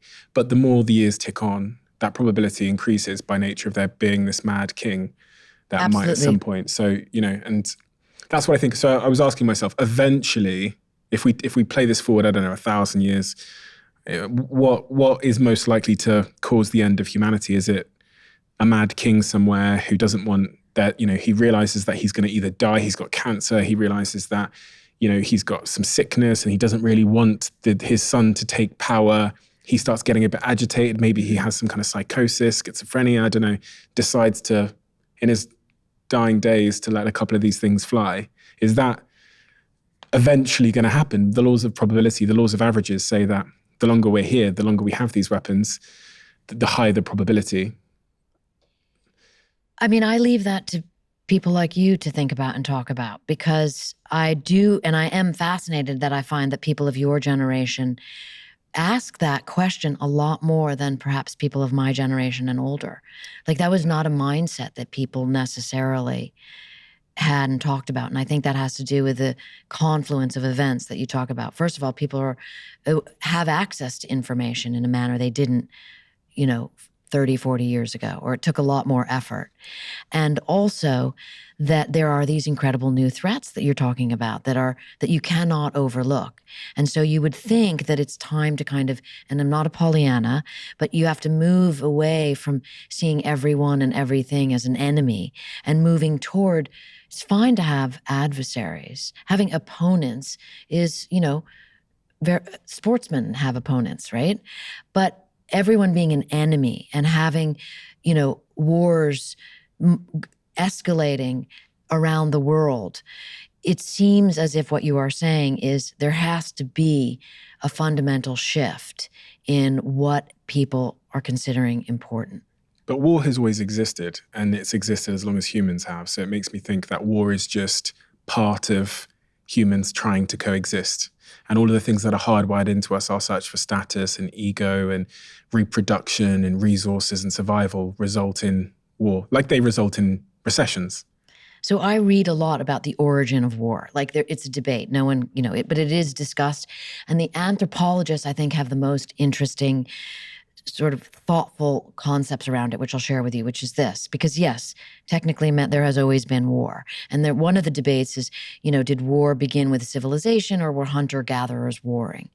But more interesting to that, I think, is about the anthropologists who studied in the 60s, the hunter-gatherer tribes like in the Amazon, when there were still access to them and they were sort of, they were unaffected by civilization at all. And they could look at how they perceived enemies. And an interesting idea came out of that, which makes me think about optimists versus pessimists, right? Or rather, those who trust versus those who are suspicious. That no matter if a hunter is out hunting, that's part of a hunter-gatherer tribal environment, and he comes across another person, obviously there could be that person is either threatening or that person is someone to team up with against the greater threat. And the anthropologists do not know why it is that some people interpret this person with suspicion and then might kill him, and others would interpret that person as a teammate. And so if we don't know how human, is it genetics? Like, how do people either fall on one of those two sides? But what we do know is that people can learn to think differently. You talk with half your guests on the podcast about this. People can be trained, not, propagandized, but people can learn to think differently. So if you're me, who is a hopeful person and wants to see the positive side of even my dark reporting, because that's a better choice for me and for my family, I train myself to find, if you will, the silver lining, or rather, if that's too Pollyannish, to find the way in which, how do I look at the person coming at me as someone who could be on my team or even an opponent, but not an enemy that I would have to kill. What's the most interesting thing that you've written about that we haven't discussed? Of all, and I don't just mean in the nuclear war, I mean in all these books. I mean, I'm particularly fascinated by DARPA because I think in a lot of the world, especially in Europe, in the UK, we don't even know what DARPA means. So it was interesting reading about the existence of that. But in all these books, what is the most interesting thing, the most resonant thing when you talk about your work to people? Maybe that surprised you. I mean, every single one of my books is powerfully important to me, not just because of the information there, but because of the people I met along the way. And I really could not put one over the other, because that would be like favoring a child. And I mean that literally, sometimes when I prepare to do a podcast, I read my own books, and I'm really, for me, it's the sum total of these incredibly fascinating people I have had the incredible fortune of interviewing, and also how fate and circumstance always seems to play a role in all of their lives. And that's maybe the theme that I take away from all of this, as opposed to the specific shocking thing. Because remember that many of the people that I interview, because they're war fighters or intelligence agency people, many of their friends have died. Is there anyone you interviewed that brought you to tears when you were interviewing them? Oh, absolutely. I can't even say it now, because I might. Yeah. I'm going to ask you for the example. You want the example? Mm-hmm. I'll tell you right now. It's a hard one. So I was just in I was just in Brussels, I told you, at the nuclear convention, and I met a woman who was 1 year and 10 months when the bomb was dropped on Nagasaki. So she's a survivor of the Nagasaki bomb, right? And I met her, I brought her a signed copy of my book, right? I mean, you just think about being a victim of that. And also, I learned so much about the stigma that followed the survivors of the atomic bombs of Hiroshima and Nagasaki. The stigma, because they were perceived as sort of tainted people, tainted humans. And there was this deep fear of the legacy of radiation. And I met her and I expected to just be so composed. But in talking to her, I got very emotional, kind of, because you can't avoid that. And part of the reason why I got so emotional was that, and I haven't written about this yet, but I will, is that someone I interviewed and someone that meant a lot to me and that I have written about a lot, wired that nuclear weapon that was dropped on Nagasaki.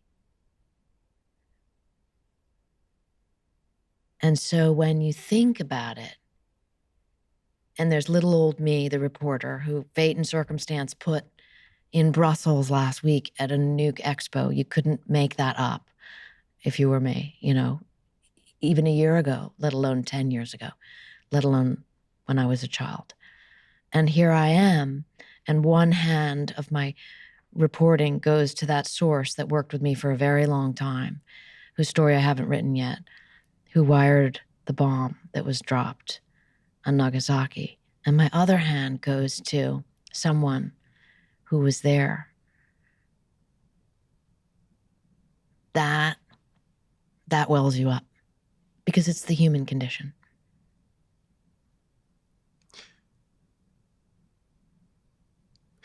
Can you speak to this impact that had on both those individuals? So starting with, if we start with the individual who was involved in wiring that bomb. Mm-hmm. So, and I know less about her than I know about him, right? And I've reached out to her and we will do interviews now, okay? So, but for him, it impacted his whole life. And he became a member of the Manhattan Project, and he became uniquely tied into the nuclear weapons industry. So these kind of long arcs of history are so deeply interesting to me, especially as I get older. You move from the intensity of specific missions that people were on, of specific operations they ran, and you begin to look at a human over the course of their life and what that means, because ultimately that's the most interesting storytelling of all. It's the most interesting conversation you and I can have. And you have to get a little bit older to know that, But sometimes when I'm interviewing people who are in their 80s and 90s, and I see them looking at me, and I, especially going back 15 years ago when I started reporting all this, and they're old and they're like earlobe sag and they have, incredible wrinkles and the course of their lives, what they have done, and they're all involved in these formerly top secret programs. And I sense them looking at me with this sense of their own legacy, that they are like, I'm telling her my story and then I'm going to be gone. And that's powerful. It's a lot of trust as well, isn't it? It is, that's the role of the reporter. You work, at least my job as an investigative journalist is like, I want people to trust me that I am getting their information down on the public record. And that has a lot to do with why, people say, how did you get so many people to talk to you about nuclear weapons, right? So to loop this back to nuclear war scenario, I know I'm doing my job, at least it feels like I'm doing my job properly or earnestly, that I can, in the same week, last week, have two people that are 100% part of the military industrial complex, working for the Space Force in Los Angeles, at a Space Force convention, come to my house for dinner, have a conversation with my family, including my young son, who's closer to your age. And then the week before have been with peace activists, addressing members of the European Parliament. I have my lane, but yet all of these people are around me. They might not think they can get along, but they probably can. And if I'm the middle of the road of all of that, that is important to me as an investigative journalist, but also as an American citizen, as I said earlier, as a mother. That individual that wired that bomb, took part in the Manhattan Project, was involved in dropping the bomb on the lady that you met recently. How do they feel about that now in hindsight with their age and as they look back? He has died. Oh, okay. He has died. How did he feel about it? There were other things that bothered him more, which is the great conundrum of using your own eyes to perceive another person. And it's why I have not written that book yet, because it is still very confusing. And there's a lot of mysterious elements of it. And sometimes when people are involved in really classified programs, you have to spend a lot of time to dig and uncover and discover. It's a long process. And he was involved in some other programs that he had more intense thoughts about. And that alone is enough to, I mean, the look on your face is the look on my face interviewing him. A happy man. Absolutely. Absolutely. Regret?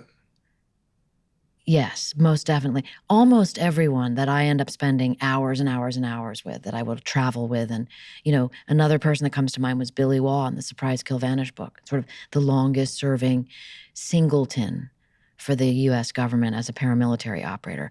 The saying goes, Billy Waugh killed more people than cancer. Okay? We traveled to Hanoi together. We traveled to Havana together. I spent a lot of time with him. They were, you know, both of these men were probably the two most powerful sources I worked with in my life in their 80s and 90s. Both happy men? Billy was more complex than happy, you know. You work hard to kind of get at the character of someone, and you try the best to represent them. But I mean, you know, Billy had so many people.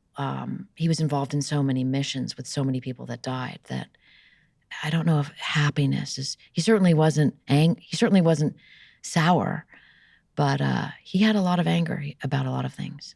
And then the lady, she was 1.5 years old when the bomb was dropped. She survived as a baby. Mm-hmm. Her family, did they survive? Yes, and it's fascinating. I'm not saying her name because I don't have quite her permission yet, right? So, but although she is a public figure, but she didn't know about her story until she got older because it was kept hidden from her, which is, so these layers upon layers about what we know about our own selves, you've made me think of, which is you balance that out with what you know about your own self versus how easy it is to judge someone else or perceive someone else.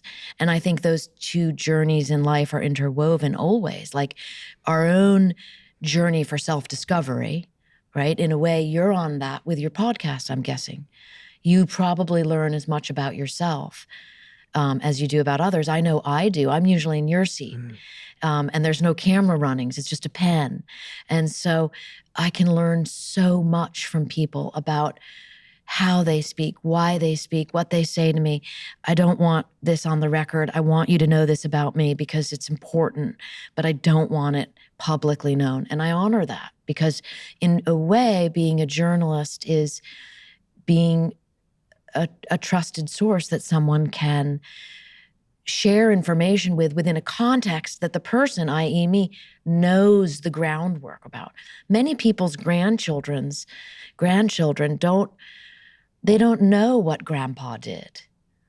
And they might not know for decades. I had a guy show up at one of my book signings at the LA Times Festival of Books just last Sunday.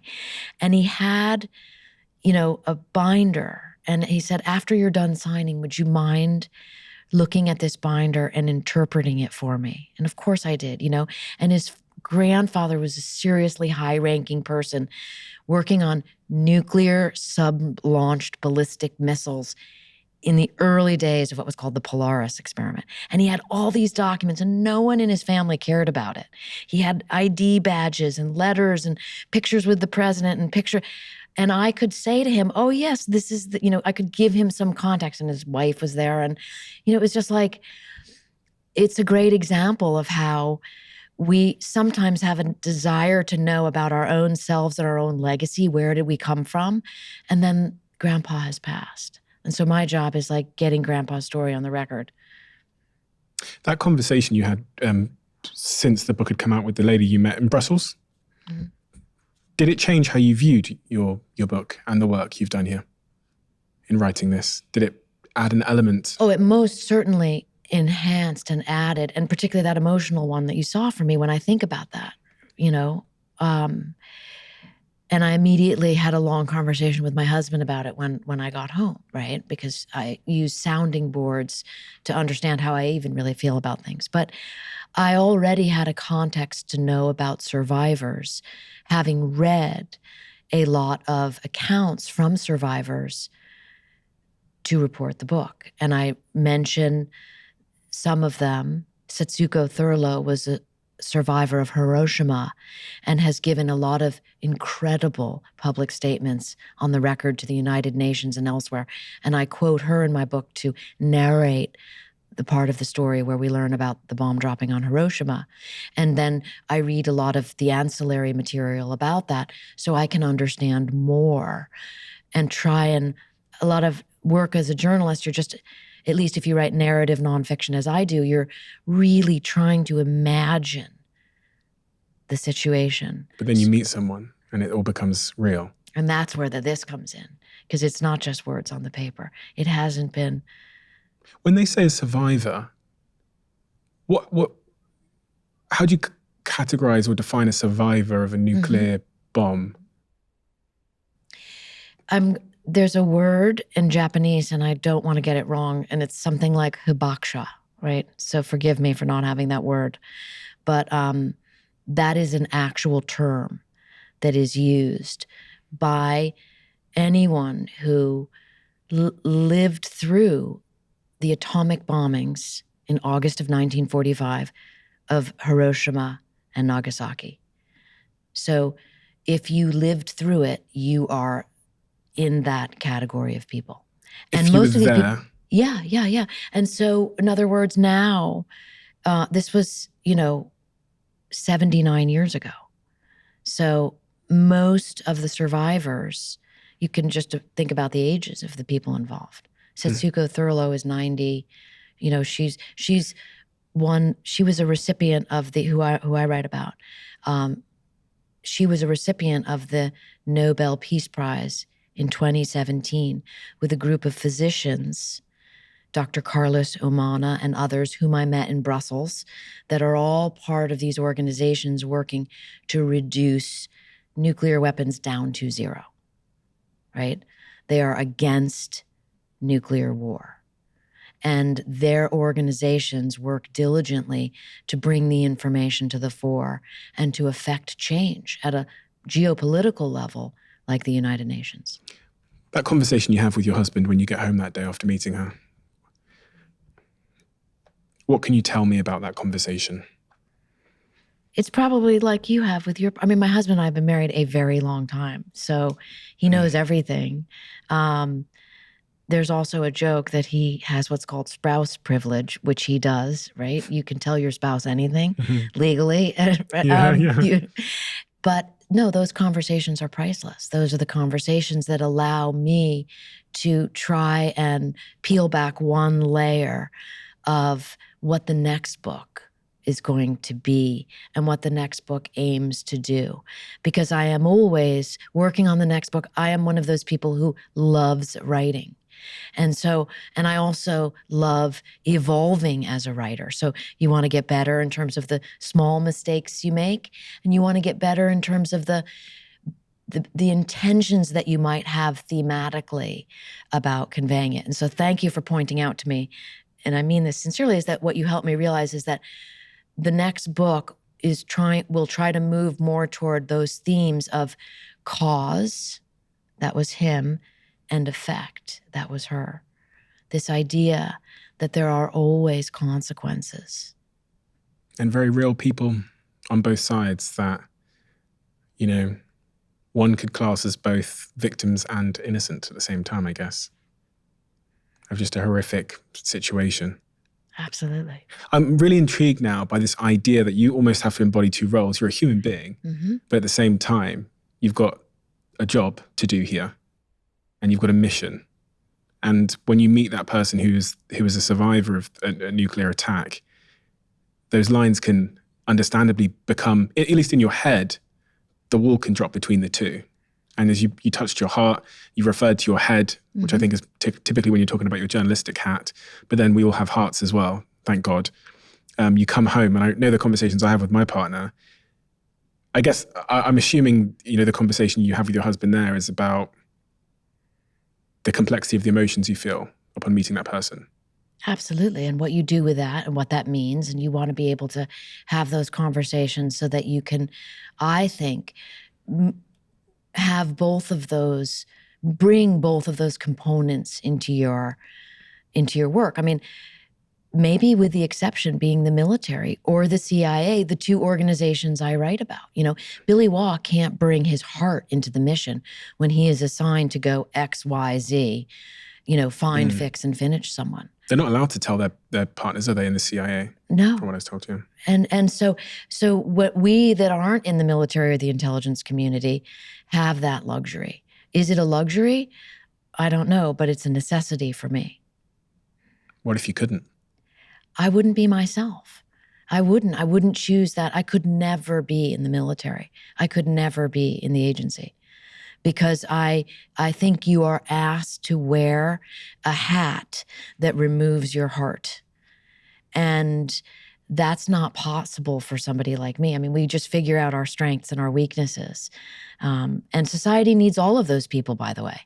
That is what a democracy is. It is made up of all kinds of people. I'm all for that. It's why I have so many friends and colleagues from different worlds on different sides of the aisle. They just make me think more interesting things about the world in which we all live. We have a closing tradition on this podcast where the last guest leaves a question for the next guest, not knowing who they're leaving it for. And the question that's been left for you was written in Europe when we're over in our studio there. It is, what is the last thing you changed your mind about? Well, this comes to mind only because it's apropos to what we've been talking about. And it has to do with reporting, not my personal life, which is maybe more interesting to people. I always strive to interview people and ask them questions, even if they're hard, even if I have a preconception that maybe they are the sort of bad guy, shall we say, or the, Perpetrator. The what? The perpetrator of the... Something, not necessarily the bad, but just that like I might not, my brain might not think I agree with what they did or the project they were on. And there was a general that I was trying to interview for the Pentagon's brain. And he was kind of the creator behind what's called the soldier's super suit. Okay, and that's a totally different subject, but then these ideas to make super soldiers. Okay, off of this idea of this concept called the weakling on the battlefield, that humans feel fear and get fatigued. And those are not good things for soldiers. And so there are all these programs to try and enhance our top tier military fighters to become super soldiers. This is a fact. And this one general was part of that program. And I had reached out to him and asked him to interview with me. And I get it. Lots of people say, and I'm going to pass. I don't want to interview. That's fine. But he ignored me and I felt slighted. And so I'm telling on myself here from your view. And so when I was writing my narrative of the super soldier, he essentially was kind of cast as the bad guy. And then I was in the editorial phase of the book and I got an email from him and he said, "I'm so sorry I didn't get back to you. My wife had cancer." And what a valuable lesson. What a valuable lesson. And we did 2 interviews. And I told my editor, I have to rewrite that chapter. And I did. I mean, that story speaks to a lot of the subjects we've spoken about today, which is when we see someone as different, when we see them as aliens, adversaries, enemies, opponents, we are much more likely to treat them as such. But in reality, it often turns out that we're all very much the same, struggling with the same things, with the same worries, anxieties, concerns, apprehensions. And it's just sometimes when there's a bridge built, in the case of that email, that we realize that we're not enemies after all. And that we don't need to be at war, whether that's with words or whether it's with nuclear weapons. And when you see that fellow hunter on the path, they might not be the enemy. They might be someone to work with. It's very good of you to admit that, Annie, because what you're actually admitting is that you're a human being, because we all do that kind of thing. When we see someone as an adversary, I think, as you say, it feels like it's hardwired into us in some way. But also within that story, we learn to try and find or make the bridge ourselves, which in the world we live in now with social media and stuff doesn't seem to be easy or obvious for people with all of this polarization and such. And maybe if the US could make a bridge with some of these foreign adversaries, we wouldn't be talking about nuclear war in your book, Nuclear War: A Scenario. Thank you so much for writing this book, because I'm a big believer and a big advocate of confronting the realities honestly and openly, regardless of how uncomfortable it is, because if we don't, I think it actually increases the probability of us finding ourselves in a 72-hour scenario, as you write about in the book. And the same 72 thing. minutes. 72 minutes. Jesus Christ, 72 hours. Did I say 72 hours? Yes. We all make Freudian slips. Geez. Okay. We wish. I wish it was 72.